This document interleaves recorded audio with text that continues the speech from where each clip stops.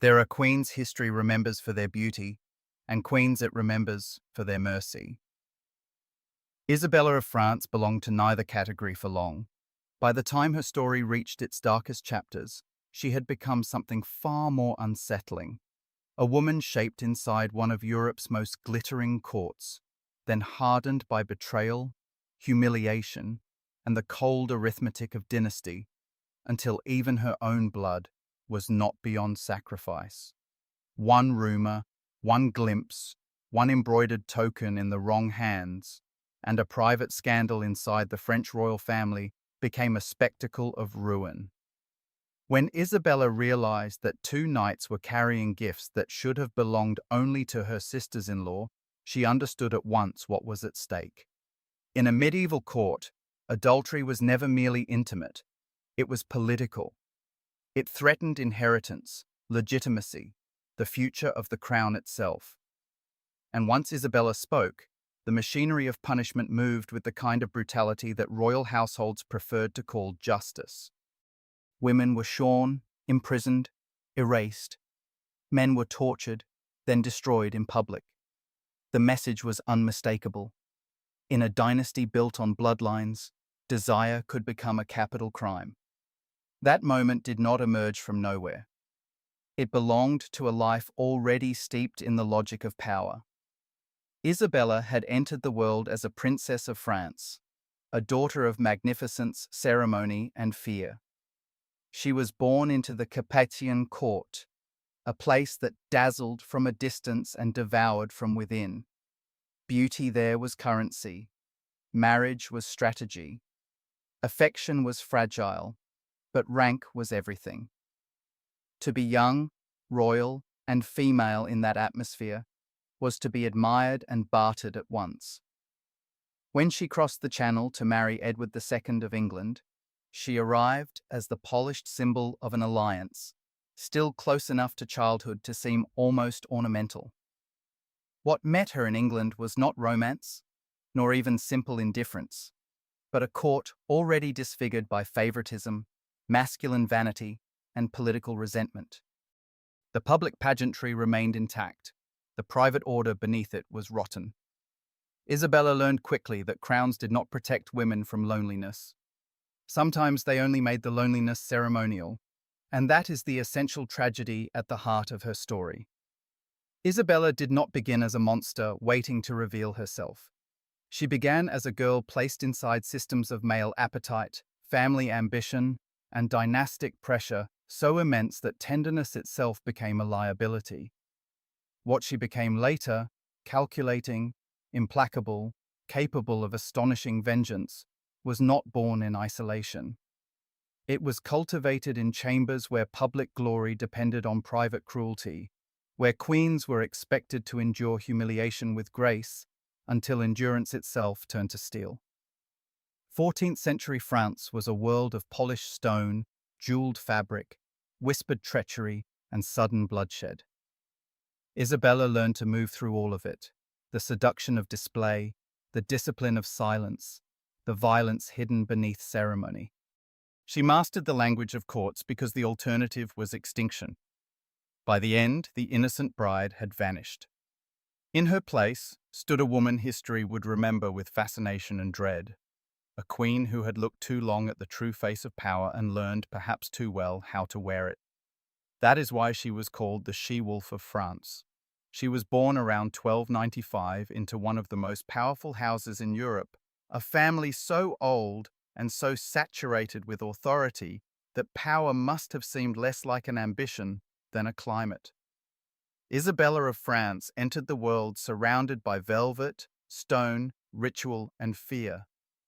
She was the daughter of Philip IV, the French king remembered for his beauty and his severity, a man whose outward elegance only sharpened the chill people sensed beneath it. Chroniclers marveled at his appearance, but they rarely described warmth. He moved through history like a polished monument, impressive, disciplined, and faintly inhuman, as if feeling itself had been trained out of him. That was the court that formed Isabella, dazzling from a distance, pitiless up close. Her mother, Joan of Navarre, died while Isabella was still young, and around that loss hung the kind of whispers that cling to royal families for generations. Dark, unprovable, impossible to entirely ignore. In courts like this, grief was never permitted to remain only grief. Death could become rumor. Rumor could become leverage. Even a child born into splendor learned early that intimacy and suspicion lived side by side. For a princess of France, girlhood was brief by design. Isabella was not raised to discover a future. She was raised to be placed inside one. Her value was understood in diplomatic terms long before she could have understood them herself. She carried bloodlines, territory, alliances, and the fragile theatre of peace in her body. The tenderness of youth meant very little beside the arithmetic of dynasty. So the decision came quickly.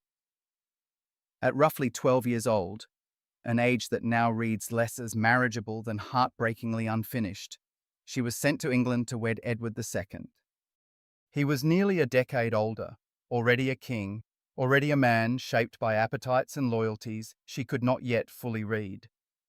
Their union was solemnized on January 25th, 1308, with all the magnificence expected of such a match: ceremony, symbolism, the illusion of order. But like so many royal weddings, it asked the world to admire the spectacle and ignore the child inside it. That is one of the central cruelties of dynastic history. The record preserves the jewels, the feast, the pageantry, the diplomatic significance. It is less interested in the small, private terror of a girl taken from her country and delivered into a foreign court as an instrument of state. Public glory has always depended on this kind of silence. And yet Isabella was not merely a sacrificial figure.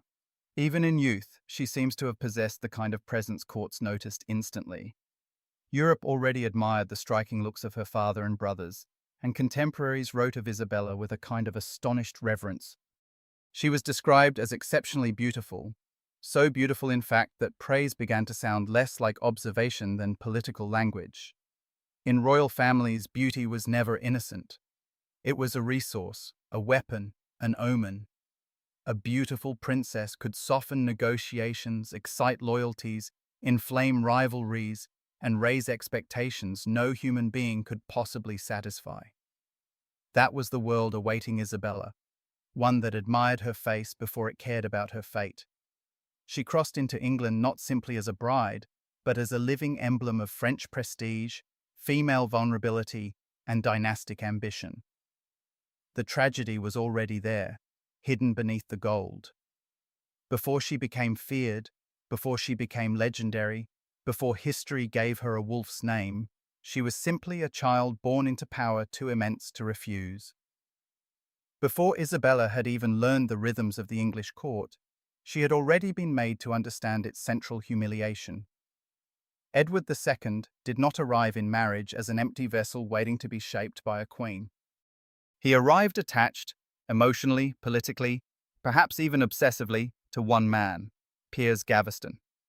Gaveston was not merely a companion hovering at the edges of royal life. He stood too close to the king, occupied too much of his attention, and carried himself with the dangerous confidence of someone who knew he was loved, where others were merely tolerated. Historians have spent centuries arguing over the precise nature of the bond between Edward and Gaveston, trying to force it into safer categories: friendship, sworn brotherhood, political intimacy, erotic attachment. The labels matter less than the effect. Whatever passed between them, it was powerful enough to disfigure a kingdom. It altered patronage, inflamed aristocratic envy, and turned the young queen's first years in England into a public lesson in displacement. Isabella, still barely more than a child, had been sent across the Channel to seal an alliance, not to compete for a husband's notice against a favourite already enthroned in his affections. On the day of her marriage, she was a princess of France draped in the symbolism of peace, dynastic continuity, and royal femininity. But symbolism is a poor shield against contempt. At the great celebrations that followed, Edward's conduct caused open embarrassment. The new king, by several accounts, lavished his attention not on his bride, but elsewhere, lingering in Gaveston's orbit, while Isabella sat in the full view of court and country, adorned, exalted, and quietly disregarded. That image matters because it reveals the essential cruelty of monarchy in miniature. The feast was splendid. The humiliation was also splendid, because it happened in public, beneath candles and banners, with witnesses enough to turn a private insult into political fact. A queen could be slighted before the entire realm, and the music would continue. It did not take long for Isabella to understand that her marriage had placed her inside a hostile arrangement. She was young, foreign, and female, in a court already divided by male grievances. Gaveston's rise had angered many of Edward's nobles, especially the great baronial families, who watched offices, privileges, and influence gather around the king's favourite with growing fury. Isabella, therefore, found herself in a peculiar position, isolated but not alone. Her resentment overlapped with theirs. What wounded her emotionally also threatened them politically. And Isabella had one advantage those English lords did not. She was not merely a neglected wife. She was the daughter of Philip IV of France. When news of Edward's conduct and Gaveston's insolent prominence crossed back over the water, it did not read in Paris as domestic unhappiness. It read as an affront to the French crown. Philip was not a sentimental father in the modern sense, but dynastic insult had its own language, and he understood it fluently. To demean Isabella was, by extension, to demean the power that had sent her. The French court responded not with wounded feeling alone, but with calculation. Pressure mounted. Alliances deepened. Money and influence moved quietly in the direction of Edward's enemies. Gaveston's position, once protected by the king's infatuated loyalty, began to look less like a triumph and more like a provocation the political world was no longer willing to absorb. Eventually, the campaign against him succeeded. Gaveston was forced out of court, pushed into exile by a coalition of outraged magnates and diplomatic pressure that Edward could not entirely ignore. For Isabella, this must have seemed like a first correction, a proof that the humiliations of her marriage were not beyond remedy, yet it also revealed something darker. The kingdom could be bent, but not healed. Edward yielded only under duress, and even then, reluctantly. Gaveston was absent, not erased, and absence was never going to be enough. When he returned, as everyone who understood Edward might have predicted he would, Isabella made one of the first truly revealing decisions of her political life. She adapted. Rather than continue a frontal war she could not reliably win, she shifted posture and moved toward accommodation. The girl who had once been affronted by the favorite now appears to have chosen coexistence, perhaps even outward cooperation. This was not naivete. It was statecraft in self-defense. That choice tells us something important about her. Isabella was learning early that survival in a royal household did not always belong to the most innocent person, or even the most righteous one. It belonged to the person who could read power without flinching. If Gaveston could not be removed permanently, then perhaps he could be managed. Perhaps a fragile triangle of interests could steady the court long enough to preserve her own position. For a brief moment, that strategy seemed almost plausible. The atmosphere eased. The household, at least on the surface, looked less fractured. But England in those years was not a place where equilibrium lasted. The hostility toward Gaveston ran too deep, and now Isabella herself had been drawn into the web of resentment. To Edward's enemies, the favourite was intolerable. To see the Queen aligned with him only made the whole arrangement appear more corrupt, more threatening, more unnatural. By 1311, the unrest had sharpened again. The king's barons rose with renewed force, and the conflict was no longer simply about one overmighty favourite. It was about the structure of rule itself, who governed, in whose interests, and how much degradation the political elite would endure before resorting to violence. For Isabella, the consequences were immediate and bitter. She was not treated as a sacred royal figure floating above faction. She was caught in the struggle, at moments effectively pushed aside within the very court that was supposed to define her power. The idealized image of queenship, adornment, ceremony, reverence, collapsed against the harder truth that a queen could be used, blamed, sidelined, or threatened, depending on the needs of men fighting for control. By the following year, the crisis had become something close to open internal war. England was unraveling into armed conflict, and Isabella, still young, still learning the price of proximity to the crown, remained beside Edward as events worsened. Whatever private injuries she had endured, she stood with him through the baronial challenge. Gaveston, too, remained at the king's side, as if loyalty and recklessness had become indistinguishable. Then came the reckoning. In the summer of 1312, Gaveston was cornered by his enemies, seized and dispatched with a speed that made clear how fully political hatred had ripened into sanctioned cruelty. There would be no stable compromise, no dignified retreat, no negotiated fading from influence. He was taken and killed because men of rank had decided that the normal mechanisms of restraint no longer applied. In courts, people speak constantly of order. In moments like this, order reveals how thin it really is. When Gaveston died, Isabella was pregnant. That detail changes the emotional temperature of everything around it. While one drama of male rivalry and aristocratic vengeance came to its bloody close, another future was already forming inside the Queen's body. In November of that same year, she gave birth to a son, the child who would become Edward III. And with that birth, her place in England altered. Not safely, not permanently, but unmistakably. A queen who had endured neglect, spectacle, faction, and war had now produced what monarchy valued most, a male heir. The child gave her standing no insult could fully erase. He also bound her more tightly than ever to the violent system that had injured her. That is one of the deepest tragedies in Isabella's early story. She survived not because the court became kinder, but because she became more necessary. The marriage had begun in ceremony and affront.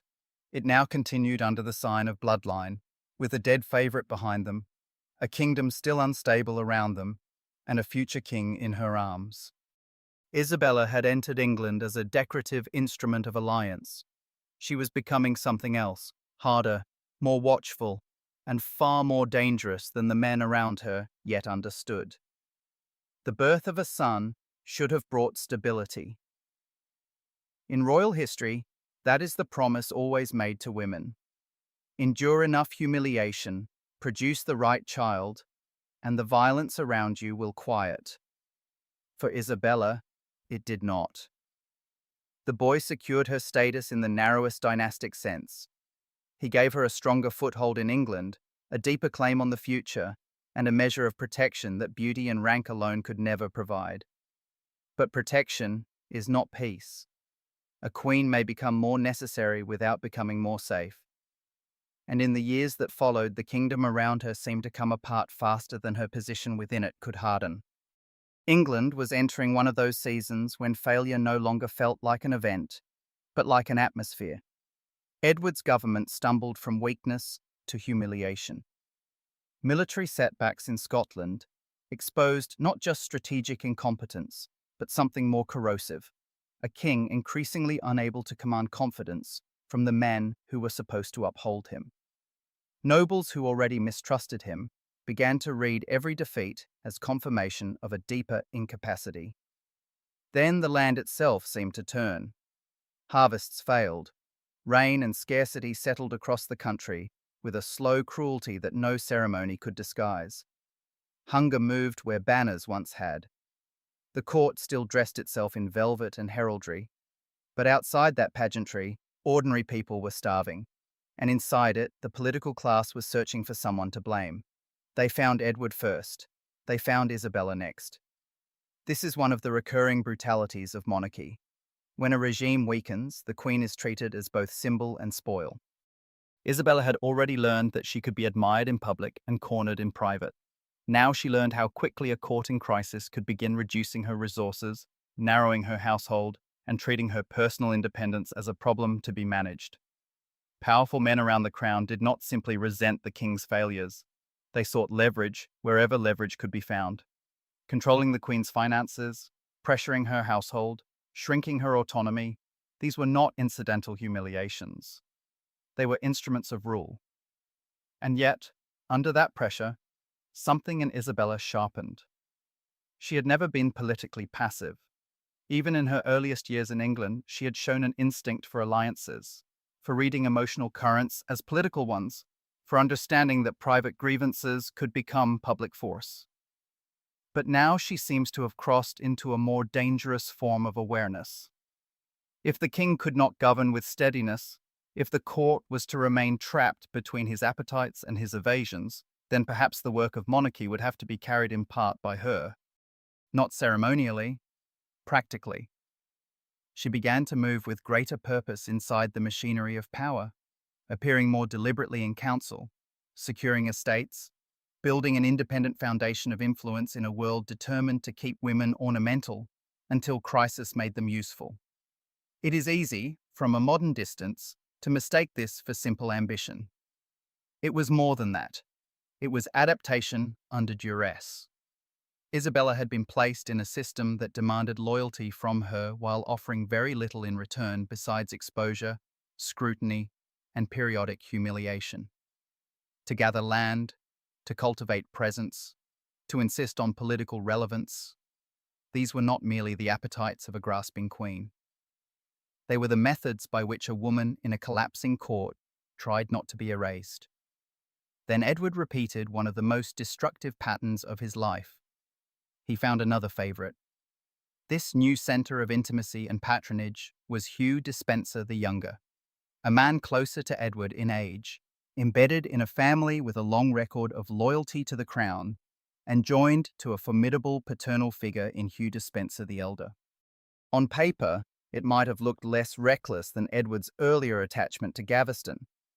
The Despensers were not outsiders in the same way. They belonged to the political landscape more naturally. Their family credentials were solid. Their service to the king was long-standing. From a distance, one might even imagine this as a corrective, a more respectable alliance, less flamboyant, less provocative, more sustainable. But royal courts are rarely destroyed by what appears scandalous at first glance. More often, they are corroded by arrangements that seem defensible until the concentration of power becomes impossible to ignore. The Despensers were dangerous precisely because they were not merely favorites in the emotional sense. They became an apparatus. Their loyalty to Edward was intense, and in another kind of reign it might have been an asset. Here, it turned combustible. Men who tie themselves too completely to a weak king do not steady him.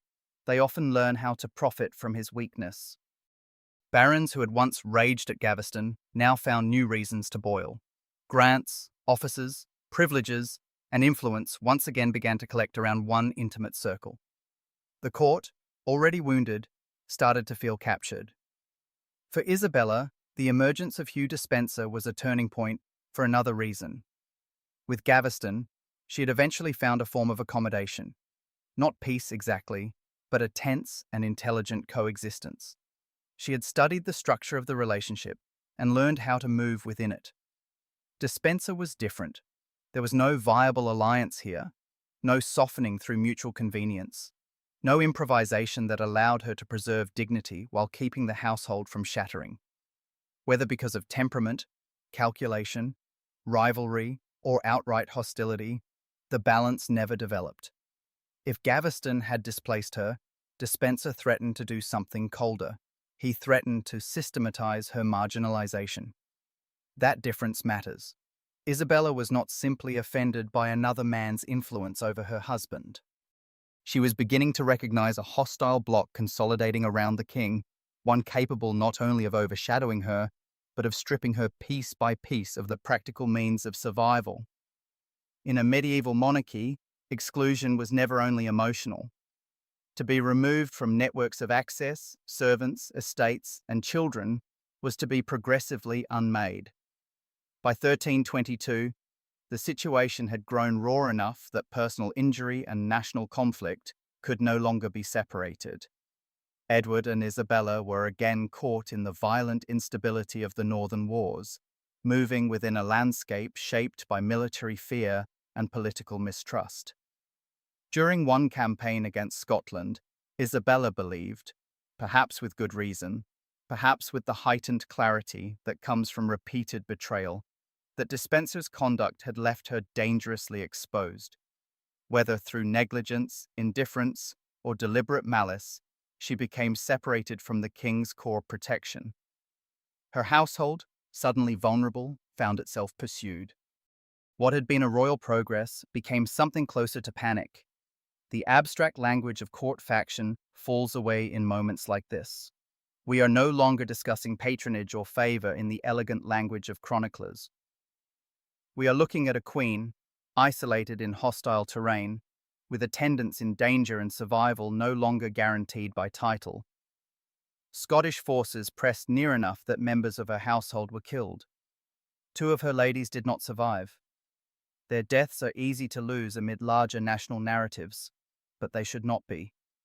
Dynastic history is full of such losses. Women attached to power, absorbed into its rituals, then buried inside its violence without ever becoming more than a sentence in the record. For Isabella, this was not merely frightening, it was clarifying. A woman may excuse insult, she may even learn to live around neglect, but once the structures around her begin endangering her life and the lives of those closest to her, accommodation becomes harder to sustain. Isabella reached safety furious, and one senses that the fury was not theatrical. It had been earned. Edward's failures were no longer only political abstractions or marital degradations. Under Despensers' shadow, they had become lethal. Afterward, she withdrew for a time from the immediate orbit of her husband, travelling through England for an extended period that appears, at least in emotional terms, almost like a separation, without the language to call itself one. This is another moment the older chroniclers do not always know how to read. They describe movement, itinerary, residence. What they often fail to name is exhaustion. A queen can be surrounded by insignia, chapel services, and formal attendance, and still be spiritually driven from her marriage. Isabella's long movement through the kingdom carries the feeling of someone trying to breathe outside a suffocating architecture of power. But the court did not loosen its grip simply because she created distance. At the same time, tensions between England and France were hardening again, and Isabella's origins, once her strength, once the prestige she brought into the marriage, became grounds for suspicion. This is another old pattern of dynastic politics. The foreign bride is prized when she secures alliances, distrusted when those alliances fray. Her blood becomes convenient until it becomes dangerous. Isabella's connection to France, which no one could erase and many had once celebrated, now made her vulnerable to charges of divided loyalty in a court increasingly paranoid about influence and allegiance. Edward and the Despensers responded not with reconciliation, but with control.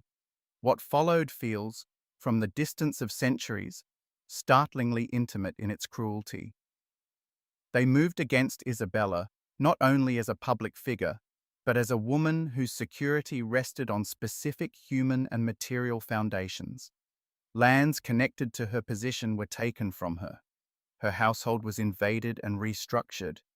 Members of her French retinue were imprisoned, as though nationality itself had become a form of guilt.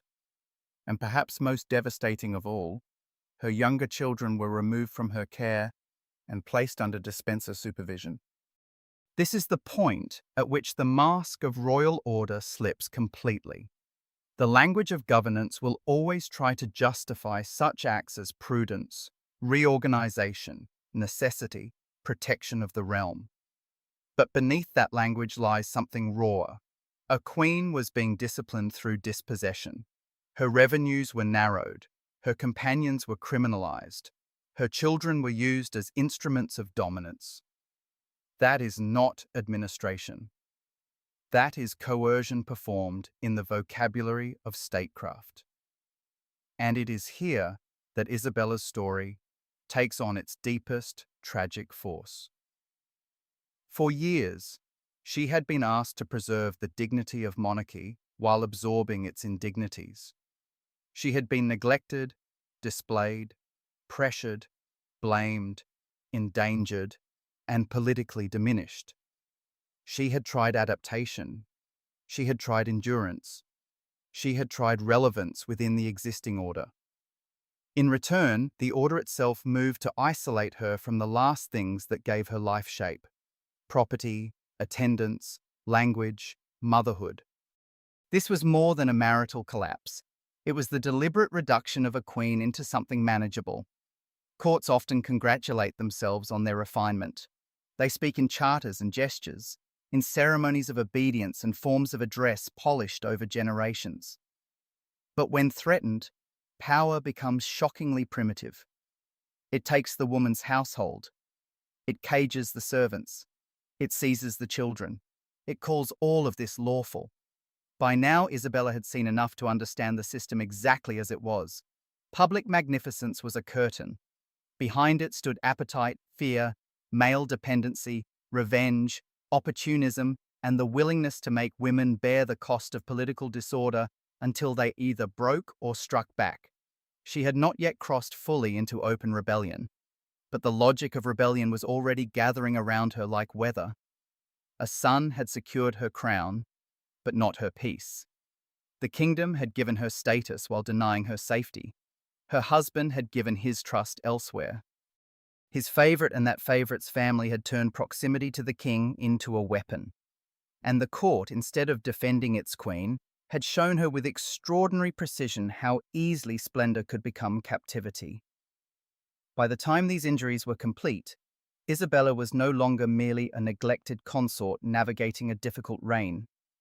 She was a woman who had begun to see that the private injuries done to her were inseparable from the public decay of the kingdom itself. And once that realization takes hold in someone intelligent, wounded, and royal, history tends to move toward catastrophe. By 1325, the marriage had become something colder than estrangement. It was now a political wound stretched across the Channel.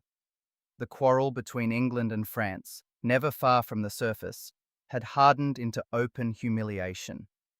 Isabella's brother, Charles IV of France, moved against Edward's holdings on the continent and stripped the English king of his remaining French territories. On paper, this was a diplomatic crisis. In reality, it was something even more dangerous, proof that Edward's authority had begun to fail not just at home, but abroad, where prestige mattered almost as much as land. A king who could not hold his own possessions, who could not command his own nobles, who could not control the men closest to him, was no longer merely unpopular. He was becoming vulnerable. So Edward did what weak rulers often do when they have exhausted strength and imagination. He turned to the person he had most mistreated and asked her to save what remained. He sent Isabella to France. Officially, the mission was a gesture of reconciliation. The Queen would return to her native court, negotiate with her brother, ease tensions, and restore a measure of order between the two crowns. It had all the outward elegance of medieval diplomacy, family ties disguised as statecraft, ceremony pretending to be peace. But those watching closely understood that something more revealing had just happened. Edward was sending his queen across the sea because he could no longer manage the crisis himself. To his enemies, this did not look like strategy. It looked like fracture. And they were right, though not in the way they imagined. Because once Isabella crossed into France, the balance of her life changed. England had made her into a queen in title, but for years it had denied her safety, dignity, and control. France, by contrast, was not simply her birthplace. It was the landscape of her blood, her language, her childhood, her dynastic legitimacy. To return there after years of neglect and coercion was not just a diplomatic assignment. It was a recovery of ground, emotional, political, almost spiritual. She was no longer a watched consort trapped inside her husband's household. She was a daughter of Capetian power, standing once again on native soil. And once she reached that ground, she did not behave like a woman preparing to go quietly back into captivity. Behind the formal negotiations, something else was taking shape. A coalition born from grievance, appetite, injury, and opportunity. At the center of it stood Roger Mortimer. Mortimer was not a romantic hero in any clean sense. Men like him rarely are. He was ambitious, cultivated, expensive in taste, and already marked by rebellion. He had moved for years within the violent fault lines of Edward's reign, especially in opposition to the Despensers, whose rise had poisoned the kingdom and narrowed Isabella's life, until even her children had been used against her. Mortimer had not merely disliked them, he had fought them. In 1321, he had joined the baronial resistance against their dominance and paid dearly for it, ending up imprisoned in the Tower of London. Even his escape sounded like the kind of story monarchy creates when rule begins to decay into theatre. Friends at court, drugged guards, a vanished prisoner, a man slipping out of royal custody and back into the dangerous freedom of conspiracy. Mortimer re-emerged not as a defeated noble chastened by punishment, but as the kind of figure political collapse tends to reward, damaged, daring, and unafraid of crossing the line that separates grievance from action. Whether Isabella's connection with him began as passion, calculation, or the intimate fusion of both, it carried undeniable force. The evidence suggests closeness, and the closeness mattered because this was not merely a private attachment blooming under difficult circumstances. It was an alliance with consequence. Mortimer represented more than companionship. He represented a path outward, away from humiliation, away from dispenser control, away from the long, slow suffocation of being useful, only when men in power needed her bloodline, and disposable when they did not. That is what makes this chapter of Isabella's life so compelling and so morally uneasy. It is tempting to ask whether she was motivated by love or vengeance, by desire or strategy, by injury or ambition. The answer is almost certainly all of them. History often prefers cleaner women than reality provides. It wants queens to be either sainted victims or corrupted schemers. But Isabella had become something more unsettling than either category allowed. She was a woman who had been cornered long enough to understand that tenderness without power is often just another form of exposure. In France, she found not only protection, but possibility. As word drifted back to England that Isabella was not hurrying home, Edward grew alarmed. He understood, perhaps too late, that distance changes the emotional geometry of domination. A queen inside your household can be watched, stripped, pressured, and contained. A queen in her brother's kingdom, with continental prestige behind her and English exiles gathering around her, becomes something far more difficult to control. Edward tried to summon her back. He tried, in effect, to draw her once again within reach of the machinery that had diminished her. But by then, Isabella was no longer negotiating from weakness. Through 1325 and into 1326, the mood around her darkened into intent. Noble malcontents, political fugitives, enemies of the Despensers, and men exhausted by Edward's failures began to see in Isabella not merely a wronged queen, but an instrument of reversal. She, in turn, seems to have recognized the power of that perception. Her cause could be framed not as rebellion for its own sake, but as rescue of the realm from corrupt favorites, of justice from private greed, of royal order from the men who had degraded it. This is how uprisings become viable. They borrow the language of restoration, even as they prepare to overthrow. And Isabella had one advantage few rebels possess. She could make vengeance look legitimate. By the middle of 1326, the transformation was complete. What had begun as diplomatic travel had become political exile, then opposition, then preparation for war, Months of unrest had ripened into design. Allies were assembled, resources were gathered, ships were secured. Around Isabella and Mortimer, outrage was turned into logistics. That final movement toward invasion feels almost inevitable in retrospect, but it was anything but ordinary. A queen who had once crossed the sea as a child bride, now prepared to cross it again at the head of a hostile force. The symbolism is almost too perfect, which is perhaps why it survives so vividly in memory. The first crossing had delivered her into a kingdom that expected her to endure whatever was done to her in the name of order. The second would carry her back toward that kingdom with an army. This is the moment Isabella ceased to be merely a woman wronged by power and became a woman prepared to take power apart. She and Mortimer assembled men, ships, and purpose. Their enterprise was not vast in the way later national campaigns would be vast, but it did not need to be. Edward's rule was already rotting from within. The kingdom had been prepared for this by years of favoritism, fear, military embarrassment, aristocratic fury, and private cruelty masquerading as government. Isabella was not sailing toward a stable realm. She was sailing toward a structure already cracked, needing only force in the right place. And so, sometime in the middle of 1326, after months of gathering resentment into action, Isabella left France and turned toward England. There is a particular darkness to that image, not because it is theatrical, though it is, not because it is romantic, though some later tellings tried to make it so. It is dark because it reveals what dynastic history so often conceals. The people most damaged by a system can, under the right pressure, become the most devastating judges of it. Isabella had been traded, neglected, threatened, dispossessed, and separated from her children. England had tried to contain her through ceremony, marriage, and force. Instead, it taught her what power really was. Now she was coming back to use that lesson. When Isabella returned to England, she did not return as a wife. She returned as a verdict. She and Roger Mortimer came ashore on the eastern coast with a force that, in purely military terms, was not overwhelming. What made it powerful was not size, but timing.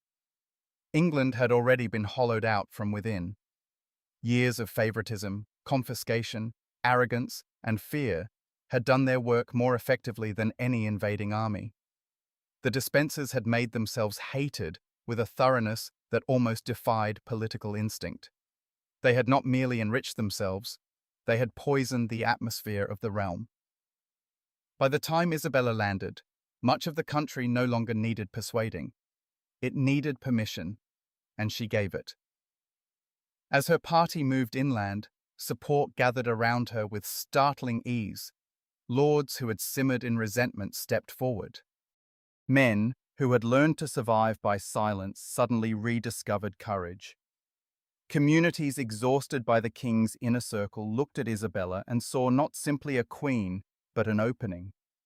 That is one of the great dark ironies of monarchy.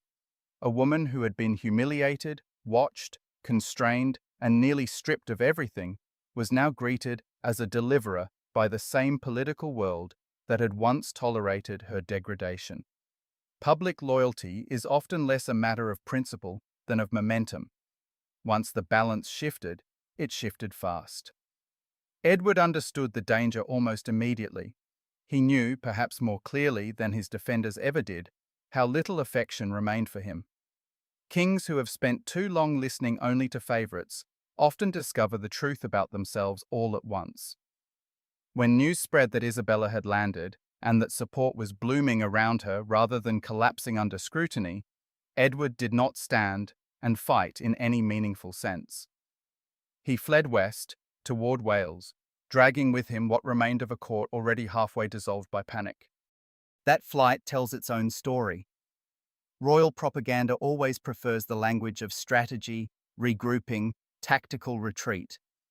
But sometimes a king runs because the kingdom has stopped believing in him. Edward's authority did not shatter on the battlefield. It thinned in the imagination of his own realm, and once that happens, even the crown begins to look like an ornament rather than a defense. The collapse that followed was swift and merciless. Within a matter of months, Isabella's cause had become the dominant force in England. Hugh Despenser the Elder was taken. Edward himself was found. Hugh Despenser the Younger, the man whose rise had done so much to warp the emotional and political structure of the court, was seized as well. The hunted had become the captured. The protected inner circle of royal power had been dragged out into public view, where power looks suddenly smaller, uglier, and very mortal. And now came the part history never pretends to soften: punishment. It is tempting, in retrospect, to speak of justice. That word is often used when victors want to bless vengeance with moral clarity. But what followed was not justice in any humane sense. It was exemplary violence, medieval in method and theatrical in purpose. Isabella's enemies were not merely removed. They were displayed, degraded, and destroyed in ways designed to erase any lingering aura of untouchability. The point was not only to kill them, the point was to teach the political world what happens when private cruelty is finally pulled into the open and stripped of royal protection. The elder Despenser met a fate as grotesque as the age itself. The younger Despenser's end was even more elaborately humiliating. His punishment was staged not simply as death, but as moral exposure. The rituals surrounding it, religious language, public degradation, the stripping of dignity before the destruction of the body, were meant to cast him as something lower than a nobleman, lower even than a political enemy. In such moments, medieval politics revealed its deepest instincts. It did not merely eliminate rivals, it tried to transform them into warnings. And it is here that Isabella's story becomes morally difficult in the most interesting way. Because whether or not she personally desired every detail of that bloodshed, she moved within it, benefited from it, and did not stop it. Her supporters were furious, and fury in a wounded kingdom is rarely restrained once it senses legitimacy. The same world that had watched her suffer now wanted spectacle in return.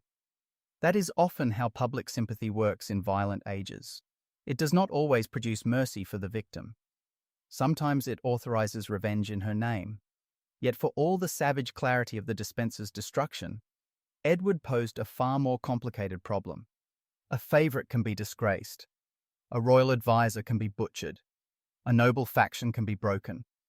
But a king, even a failed king, even a despised one, cannot be disposed of so cleanly, because monarchy rests as much on symbolism as law.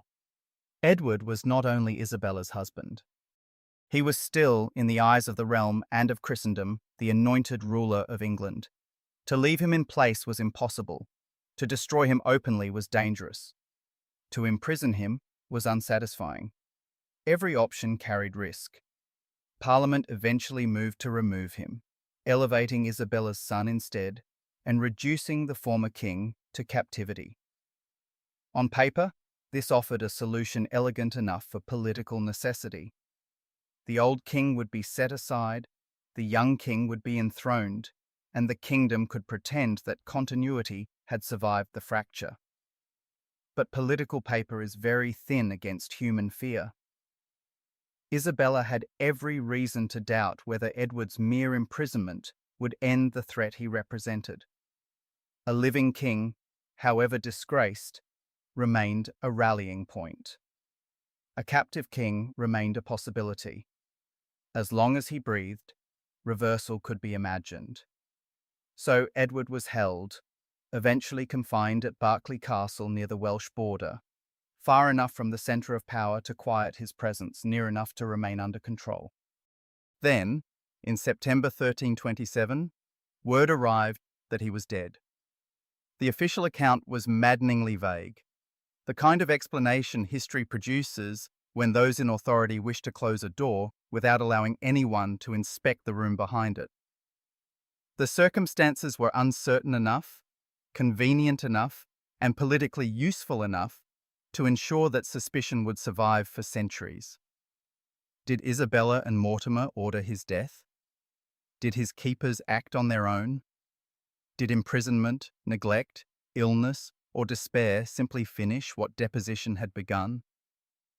The truth remains obscured, not because historians have failed to search for it, but because power is often most effective when it leaves behind ambiguity rather than proof. And ambiguity became the afterlife of Edward II. For generations, people argued over whether he had been murdered. Then the story grew stranger. Rumors began to circulate that he had not died at all, that he had escaped, that the body buried in his name was not his, that somewhere in Europe he had lived on under another identity, a fallen king moving through the margins of the continent as an anonymous man. Most such tales belong to folklore, the emotional debris of regimes too unstable to end cleanly. But Edward's case has always been unusually persistent. There are historians who have taken seriously the documentary traces suggesting survival, especially later claims that he lived beyond the date of his supposed death.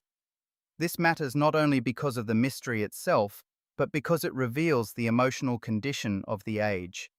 The realm had endured deposition, invasion, public executions, and the transfer of power from one generation to the next under extraordinary strain.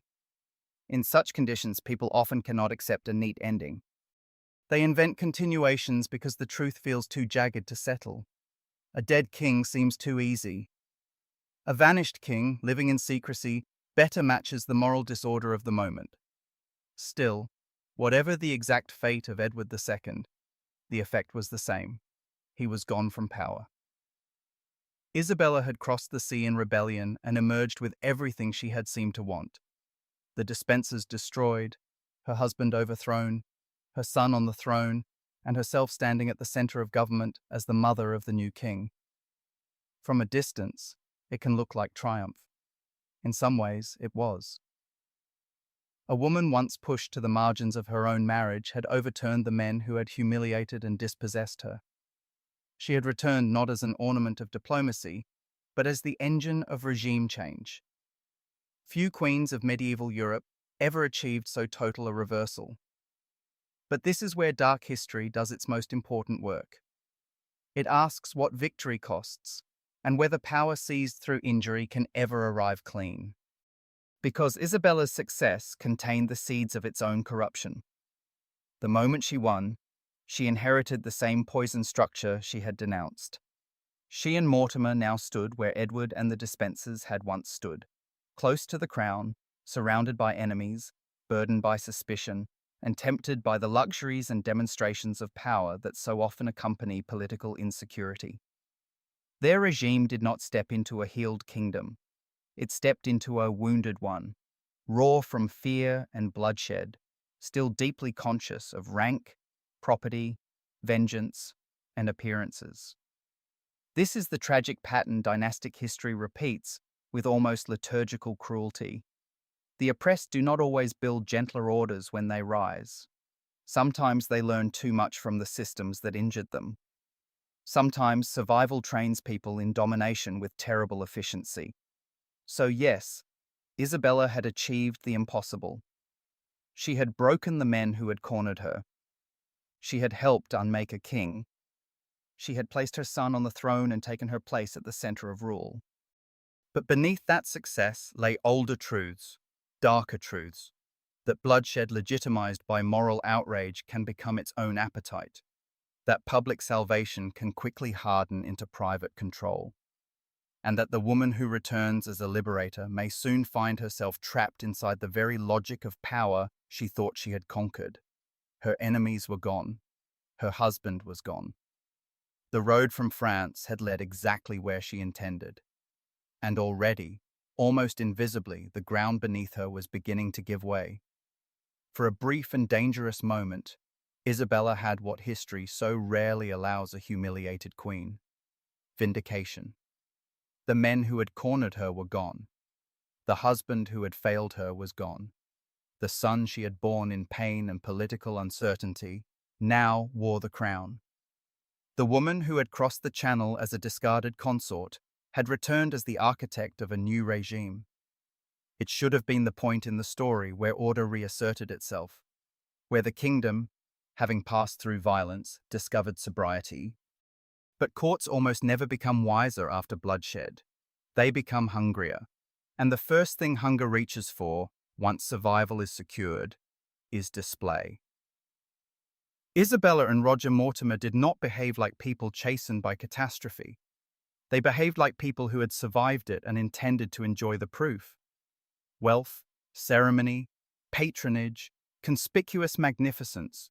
The regime they built around the young Edward III moved with the familiar rhythms of those who claim necessity and then begin to mistake possession for legitimacy. Their authority may have been grounded in political grievance, but grievance has a short half-life once it comes within reach of treasure, land, and the intoxicating theatre of command. This is one of the oldest transformations in dynastic history and one of the most disappointing. The people who rise against private corruption often do so in the language of rescue. They promise restoration, justice, correction. Yet once installed near the center of power, they discover how quickly the moral drama changes shape. Power flatters. It soothes injury. It offers the illusion that suffering has earned indulgence. Isabella and Mortimer, having fought their way through exile, danger, and retaliation, seem to have embraced the privileges of triumph with too little restraint and too little humility. The court noticed. Courts always do. Their extravagance was not offensive merely because it was expensive. Medieval political culture understood magnificence. In some ways, it expected it. Royal rule was inseparable from display. Clothing, jewels, feasts, horses, households, buildings, gifts. These were not luxuries in the modern private sense. They were part of the visual grammar of sovereignty. The problem was something subtler and more corrosive. Isabella and Mortimer looked less like custodians of a young king's realm than like the beneficiaries of a victory they were reluctant to surrender. Their closeness, their expenditures, their command over access, their visible enjoyment of authority, it all began to resemble occupation. And people in England by then had developed a very sharp nose for favourites. That is the irony at the heart of Isabella's fall. She had helped destroy one regime built around personal attachment and overmighty influence, only to preside over another arrangement that carried an uncomfortably similar odour. The names were different. The emotional geometry was different. The justifications were better. But the pattern was recognizable enough to inspire dread. A monarch had once been governed through dependence on intimates. Now a boy king seemed overshadowed by his mother and the man who stood too close beside her. A kingdom that had already bled once to remove the Despensers had very little appetite for watching concentrated private power harden again under a new moral banner. And Edward III was no longer a child in the emotional sense, whatever his age required the law to pretend. He had grown up in the shadow of catastrophe. His father had been deposed. His mother had crossed the sea with an army. His accession had been shaped not by orderly succession alone, but by fear, scandal, and the violent reorganization of power. Children raised in such atmospheres learn quickly that affection and authority do not always belong to the same people. Edward inherited not only a crown, but a memory field crowded with humiliation, blood, and supervision. He knew exactly how his mother and Mortimer had risen. He also knew, increasingly, what it cost him to remain in their shadow. This is where the story turns inward and becomes, in some ways, more tragic than the earlier violence. Public rebellion is easy to narrate. Armies land, enemies are captured, executions follow. But the moment a son begins to understand that his kingdom is being managed through the will of his mother and the presence of the man she has chosen beside her, that is a quieter crisis, and perhaps a crueler one. Edward III was expected to embody kingship while waiting for permission to exercise it. He was king in title, but not fully in experience. Around him stood two people who had, in effect, made him possible and who now risked making him ornamental. He seems to have resented this deeply, and not only for political reasons. Mortimer was not merely an advisor with too much influence. He was the living reminder of the terms on which Edward's childhood had been broken and his father erased. Whether Edward believed the worst rumours about his father's death or merely recoiled from Mortimer's proximity to his mother, the emotional charge was there. Mortimer was inseparable from the regime that had raised the young king while reducing him. That kind of resentment, once matured, becomes more than personal. It becomes constitutional. By 1330, tension had thickened into danger. Noble unease was rising again. The atmosphere carried the stale, familiar scent of a court on the brink of another convulsion. There was serious fear that England might tip once more toward internal conflict, not because the kingdom lacked a king, but because it had too many centres of will and too little trust. Isabella and Mortimer had helped save the realm from one form of capture, yet they now stood accused, implicitly and sometimes explicitly, of another. It is important not to flatten Isabella here into a mere villain of excess. That would be too simple, and simplicity is what power most enjoys in retrospect. The truth is harder. Isabella had spent much of her life being used, controlled, neglected, and publicly humiliated. To emerge from that ordeal with a fierce attachment to wealth, status, beautiful things, and the visible assurances of rank is hardly mysterious. Luxury can become a form of compensation for powerlessness. It can also become armor. Jewels are not only adornment in such worlds. They are portable proof that one has not been erased. Estates are not merely greed. They are a barrier against dispossession. Splendor can function as self-defense long after danger has passed. But the line between defense and appetite is fragile, and the court had begun to believe Isabella and Mortimer had crossed it. The climax came at Nottingham Castle, and the setting itself feels almost too exact, as if history had decided to stage one more lesson in the intimate treachery of royal life. There, within walls built to protect the crown, Edward III moved against the two figures who had dominated his minority. The operation was swift, precise, and designed not merely to neutralize rivals, but to reclaim the symbolic center of kingship. This was no open battlefield reversal, no civil war in full daylight. It was a seizure from within, the kind of act dynasties are peculiarly good at, because families and states so often share the same architecture. Isabella understood what was happening almost at once. That detail matters. One imagines the terrible speed of recognition, not confusion, not disbelief, but the cold instant in which a woman who had once undone a king realizes that history has come for her in the language she herself helped normalize. It is one thing to watch power humiliate others. It is another to hear its approach in your own corridor. The son she had enthroned was now taking the kingdom back from her hands. There is something unbearably human in what followed.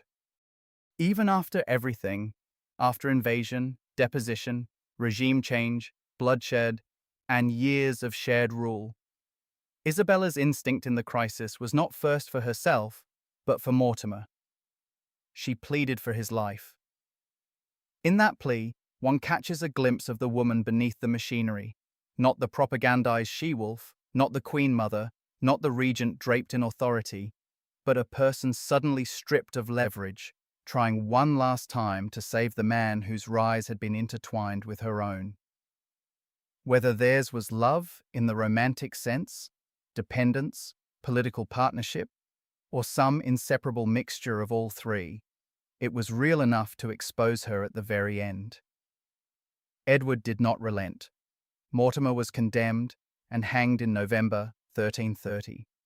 His body was left on public display, suspended long enough for the realm to absorb the lesson. That detail belongs to the emotional economy of medieval punishment, where death alone was seldom considered sufficient. The body had to speak after life ended. It had to instruct. It had to warn. Just as the Despensers' destruction had once announced the downfall of one form of corrupted intimacy, Mortimer's execution now proclaimed the end of another. England had watched the favourite return in different costume. Now it watched that figure die. And Isabella? She survived, which in monarchy is often a more complicated sentence than death. Her survival almost certainly depended on one fact above all others. She was the king's mother. That relationship placed a limit on vengeance, or at least forced vengeance into subtler forms. She was not dragged to the scaffold. She was not ceremonially annihilated. Instead, she was placed under restraint, confined for a time at Windsor, a punishment outwardly gentler, inwardly more ambiguous. Political cultures built on hierarchy understand the usefulness of this kind of mercy. It preserves appearances. It protects dynastic legitimacy. It allows the regime to condemn influence without publicly desecrating maternity. Yet the deepest penalties are often the ones history cannot catalogue as neatly as confiscated estates or prison terms. There are indications that Isabella suffered some form of severe emotional collapse after Mortimer's death. The language available to the 14th century is limited, and the language inherited by historians is often worse. But what seems to emerge from the fragments is a woman shaken beyond the level of ordinary grief. That would hardly be surprising. In rapid succession, she had risen from humiliation to dominance, watched a lover and ally become indispensable to her world, then seen that world overturned by the son in whose name much of it had been built. If she did break under the strain, it would not be evidence of weakness. It would be evidence that even those who move through power with ferocity remain answerable to loss. This is the hidden suffering that grand historical narratives so often smooth away. They like Isabella as symbol, the beautiful princess, the neglected queen, the rebel wife, the ruthless regent, the overreaching mother. Symbols are efficient, but real collapse is untidy. It happens in rooms without audiences. It appears in the body, in silence, in the aftershocks that follow public ruin. A woman can survive scandal, deposition, violence, and accusation, only to be undone by the stillness that comes afterward. And still, remarkably, Isabella returned. Not to supreme authority, and not to the center in the same way, but to life. She reappeared at courtly edges, then within courtly life itself, less as a ruler than as a presence that could never be fully erased. She remained socially active, adept in the rituals of elite society, still drawn, as she had always been, to objects of beauty, to wealth, to the sophisticated language of rank. Some of this may look, to modern eyes, like frivolity, but that would miss the deeper point. For women of her station, especially women who had survived political catastrophe, social fluency could itself be a form of recovery. To remain visible without being central, honored without being obeyed, ornamented without being trusted. This was a diminished role, but it was also a kind of negotiated survival. She turned too toward her grandchildren, and that movement is worth lingering over. Dynastic histories are usually written in terms of succession, marriage, and bloodlines, but rarely in terms of tenderness. Yet there is something deeply poignant in the image of Isabella, after all the wreckage of her middle years, investing affection in the next generation. Perhaps this was ordinary grandmotherly devotion. Perhaps it was compensation for the years in which her own children had been used as political instruments. Perhaps it was an attempt to inhabit family life in a register less violent than the one she had inherited. We cannot know fully, but the gesture matters. It gives the later Isabella a texture history's harsher labels often deny her. She did not become a penitent ghost wandering the margins in sackcloth. Nor did she vanish into pure disgrace. Instead, she inhabited that peculiarly aristocratic afterlife in which scandal settles into memory, memory softens into legend, and the disgraced survivor becomes once again a figure in the choreography of rank. She kept her taste for fine things. She retained her intelligence for courtly existence. She endured. In some ways, that may be the most unsettling fact of all. History often wants climactic punishment to settle moral accounts, but real life is rarely so tidy. The woman who helped unmake a king was neither fully destroyed nor fully redeemed. She simply continued. And that continuation forces a harder judgment. What are we to do with Isabella in the end? It is tempting either to excuse everything in the name of what had been done to her, or to condemn everything in the name of what she later became. Both impulses flatten her. She was neither innocent throughout nor monstrous by nature.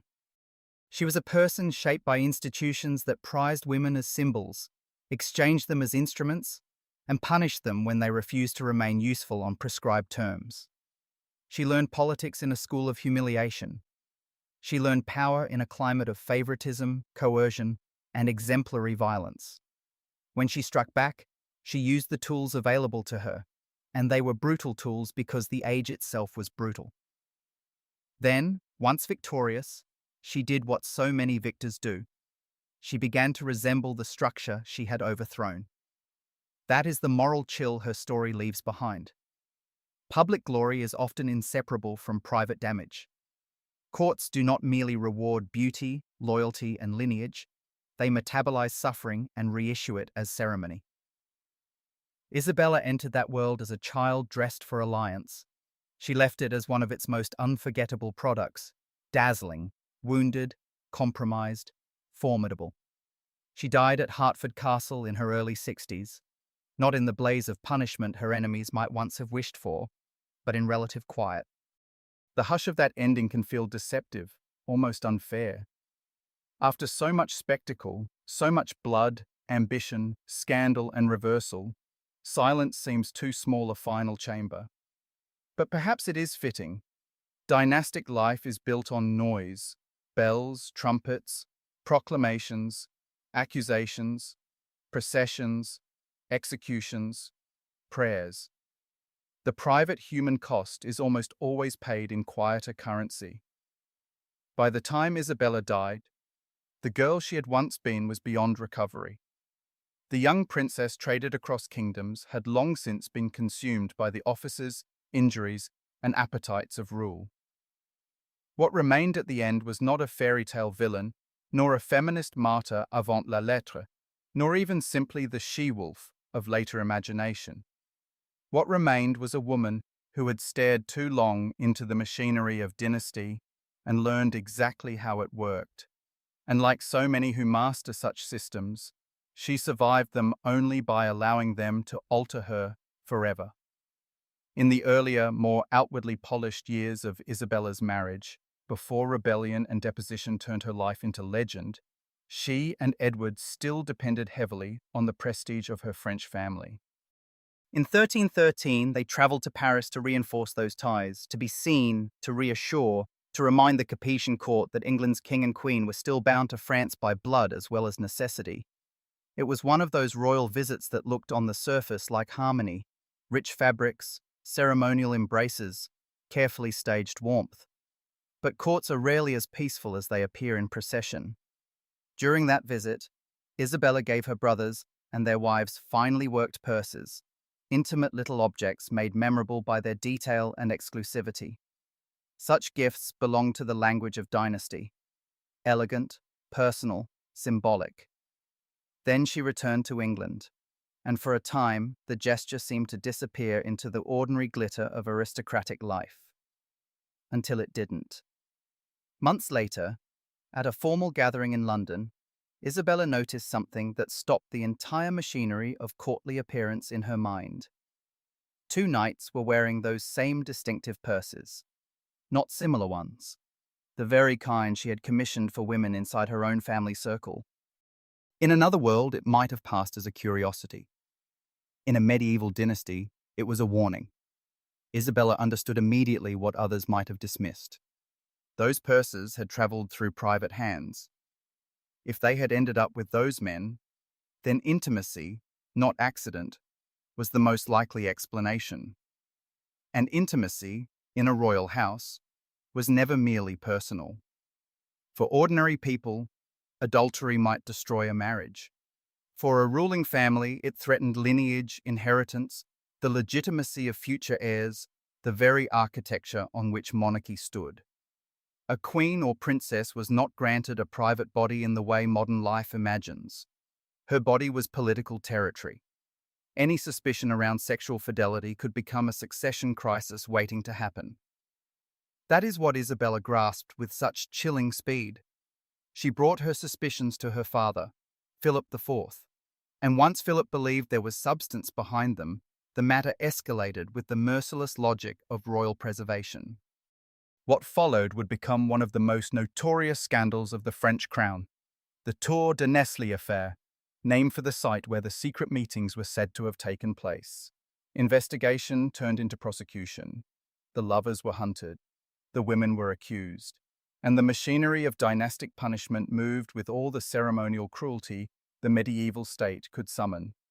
Isabella's sisters-in-law were publicly humiliated, their heads shorn, their ranks stripped of dignity, their lives reduced to imprisonment.